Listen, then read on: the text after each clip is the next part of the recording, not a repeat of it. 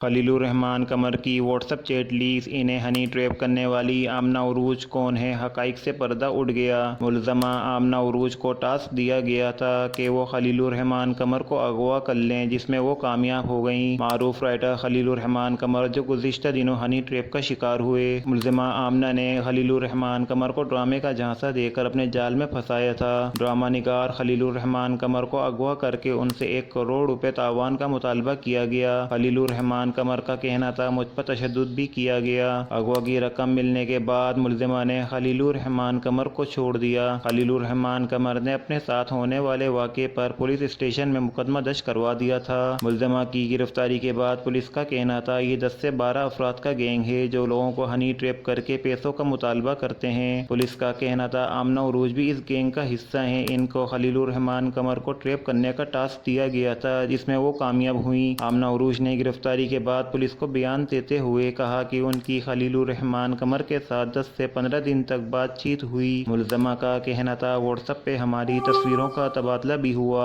खलीलुर्रहमान कमर और मुलज़मा आमना उरूज की WhatsApp chats भी सामने आई, जिसमें ड्रामा निगार मुलज़मा की खूबसूरती और आवाज़ की तारीफ कर रहे हैं। वहीं सोशल मीडिया सार्फिन का कहना है, ये व्हाट्सएप चैट सारी झूठ भी हो सकती हैं। खलीलुर्रहमान कमर के इस सारे मामले पर शोबिस अदाकार और सोशल मीडिया सार्फिन अपने तबसरे कर रहे हैं। आप सबकी इस बारे में क्या राय है? नीचे कमेंट में ज़रूर लिखें। वीडियो अच्छी लगे वीडियो को लाइक करें। डेली मज़ीद वीडियोस के लिए हमारे चैनल को सब्सक्राइब